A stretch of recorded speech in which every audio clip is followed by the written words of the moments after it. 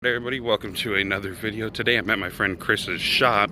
If you guys don't follow Chris, you need to, then you know he got a shop.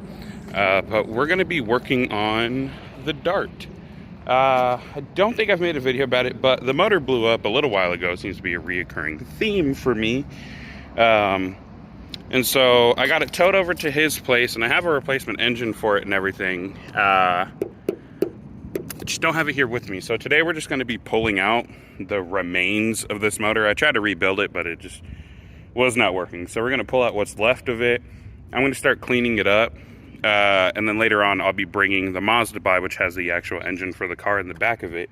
But I'm currently going to try to push it closer to his shop door while he's gone. Because he's not here yet. I live closer to his shop than he does. So I beat him here. And see if I can just get some of the annoying part of this job out of the way right now, which is pushing this damn thing around. Okay, I got it pushed into place for the most part. That is not a light vehicle by any means. Goddamn, Chris still isn't here yet, so at least he'll probably be surprised by the time he gets here to see that I pushed it by myself, but I'll come back to you guys once he's here and we actually get the car in the shop. So as you can see by the fact that I am sweaty as hell, we got the car pushed into my buddy Chris's shop. And now he's getting it loaded up on the lift, and we're gonna get started on just removing garbage that's in the way. So the current status under the hood is the oil pan is not where it should be. There's no pistons, it's just a block and crank and a bunch of other garbage sitting on top. So I think I'm gonna start with like just take this off, get the intercooler pipes removed and out of the way if I can. I think they have one-time use clamps on there somewhere. What's this? It was a cylinder hone to re-hone the cylinders. Oh. I gave up on them. I re-honed this cylinder because it had a little bit of scarring. Didn't go that great, and so I bought a new engine. Oh boy. Throw like this coolant reservoir in the trash. I have a new one of those because I don't know, the weird pink Fiat coolant like eats plastic. So it just degraded it. It fell apart almost immediately after I touched it. So yeah, just clear some stuff out the way. Find out how to unbolt these from the bracket. That way, once we put the new engine in, I can just bolt them back on. Because I don't want to like clear the AC system because it's currently here and you don't have the equipment to do that the correct way. Nope, I don't have an extractor thing. Yeah, and so I'm not trying to smoke out the shop. And then just kind of take the wiring harness, like zip tie it up out of the way somewhere. Luckily, it's all in just one bunch. There's no like sub harnesses. It's all just together. And there's not much to it. It's not a very complicated engine electrically. Like here's your coil pack and injector harness. I think this is the multi-air connector. So it's all very simple stuff. Okay, so I know much doesn't look like it's changed, but we've gotten some water lines disconnected. The wiring harness just up mounted out of the way. The bumper is off. You get to see this, you know, really small little intercooler. So that's why this thing heat soaked so much. I was kind of looking around at it, seeing how an aftermarket intercooler would fit in, and it doesn't seem too difficult, but that's more his deal because he's the fabricator guy. But I believe we're going to be lifting the car up in the air, disconnecting things like the intercooler pipes right here because they're all connected down there. And then figure out what method we are of taking this engine out. Really, there's not much in the way. As you can see, there's no frame rails anywhere near because this engine's so tiny. So it should be pretty easy to drop. We have the trans mount right there, and then one kind of down there. And it should just come out from the bottom with a little struggle. And then I can start cleaning stuff up. Like this was coolant, but it got dirt stuck to it. And when the engine blew up, these two were pushing cylinder pressure through the engine, so it squirted just a bunch of oil all over the engine bay, made a big mess. It blew out pretty much every oil seal at the same time, so I can get everything cleaned up before putting in my new, I like to call them brand used engine. So Chris, you want to let the people know what you think of this wonderfully designed car? I think that we need to burn it, and I got a MAC gas torch and lighter fluid.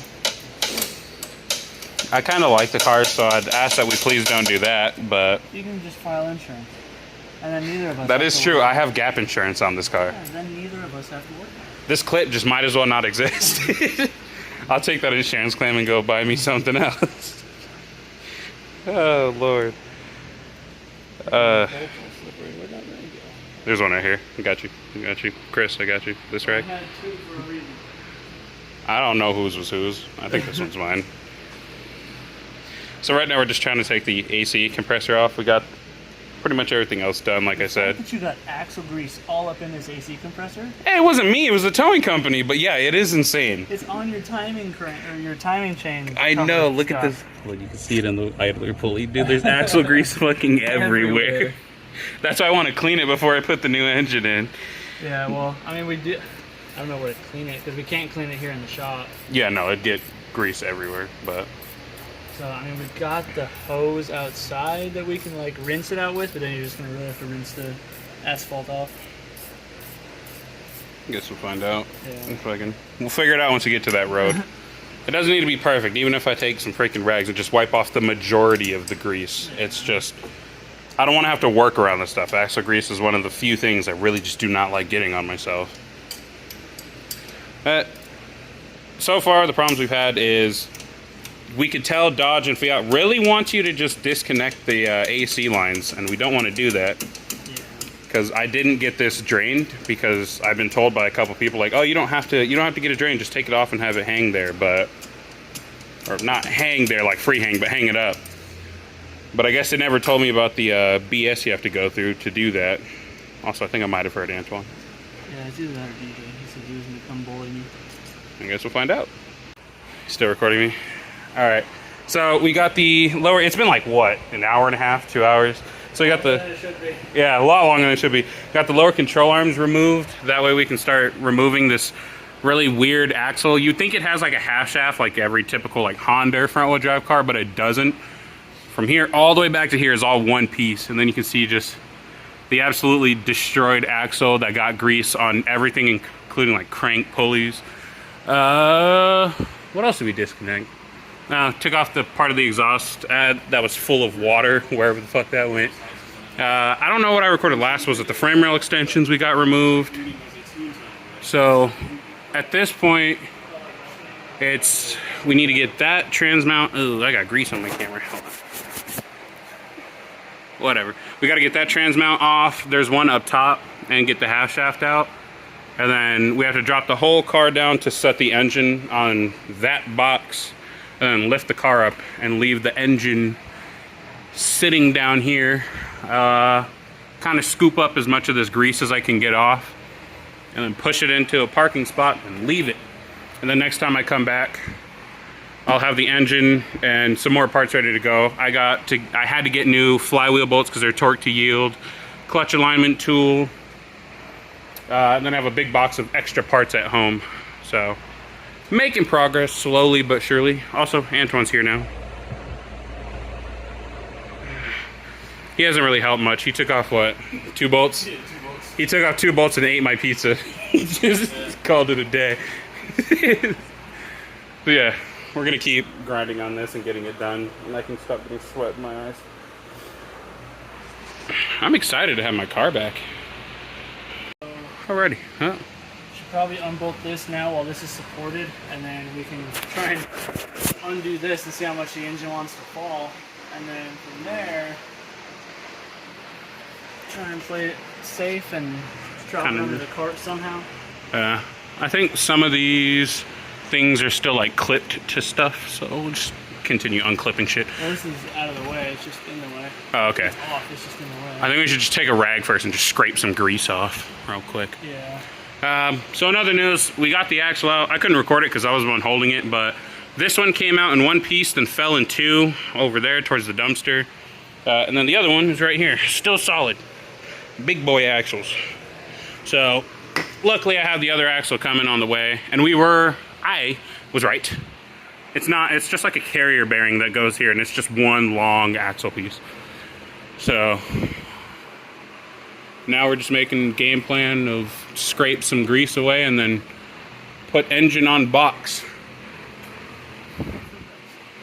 And then we're going to put the lower control arms back on and push it and then leave. For how small the engine is, yeah, it's huge. It's 6 whole gears in there, my dude. That's also probably why that dude's making 400 horsepower and has a stock transmission too. I think his transmission is the original one that came with the car too, so it's probably up there in miles. I think so. I know he has like some upgrade clips. I'm telling you, in other countries they care about these, so they actually built things right. It's just here they suck. Okay, walking by the fan. Okay. We have acquired a block and crank with a transmission. Let's see if I can get a good size comparison. The transmission is... I should grab Antoine's Pepsi can out of the car. The transmission is literally bigger than the actual engine itself, which shows how like overbuilt this is. They like over-designed the transmission and the clips and then under-designed the engine to an extent. But we got just an empty hole here. We're gonna slap in the lower control arms again. That way we could put the wheels on. There we are, and push it outside. We're all kind of done for the day. I'm kind of ready to go home and clean up. My phone looks terrible because I've been touching it with my greasy little hands. Walk by the fan again. That's what I said. It's just control arms. Now we gotta clean. Well, yeah, we I guess gotta. we already did half the cleaning. Yeah. So, Chris said it was $200 for the car. Now it's $1,600. And that's if we're putting the engine in. If we leave it here as is, it's $200. But then I have to pay storage fees. I'm getting a really good deal on this. Well, yeah, I mean, calling $200 for the first day, $35. So. There's just so much stuff. We have the AC compressor hung up by zip ties to the frame. There's the ECU, all the wiring harnesses, coolant hoses. What broke on that shifter cable again? So there's something for the shifter cable I have to buy. It's just kind of been a headache so far. It hasn't been like crazy bad, but it has been definitely aggravating and annoying. Luckily not too much stuff broke pulling the engine out. Oh my god, I can see the smudge. Not too much is broke coming out, which is great. You know, it usually sucks when you're pulling an engine and you break like 7 things. So I still have mostly everything needed. Waiting on a couple parts, and now I got to order a couple things. I have to find out what broke on my shifter cable. I hope I don't have to buy 2 new shifter cables. That would be very inconvenient, but yeah, it's just exciting to get this far in. Pretty soon I'm finally going to have my Dodge back, and then expect another video of me updating you on what happened to the rest of my cars. Fun fact, I don't own a couple of them now, so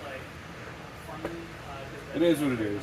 I think I'm going to end this video here. There's not much going to happen else after this other than pushing it back outside, which is as exciting as that sounds. I'm kind of ready to just wrap it up and go home.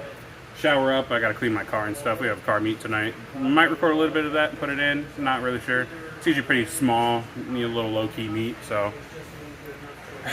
Well, if you guys enjoyed this video, thank you guys for watching. If you want to see more, please come back, watch more, subscribe. I'd really appreciate it.